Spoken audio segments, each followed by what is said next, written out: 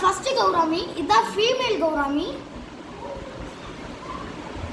அப்புறம் இந்த கௌராமி வந்து மேலு. நான் அடுத்த வீடியோவில் எது மேல் எது ஃபீமேல் நல்லா விவரமாக சொல்கிறேன்.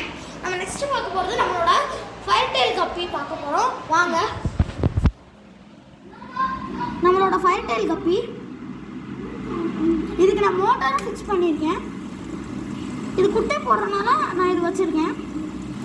நம்ம நெக்ஸ்ட் யார் பார்க்க போறோம்னா ஃபிஷ் வெரைட்டியே இல்லை. இது நம்மளோட பெட்டு, நம்மளோட ராக்கி.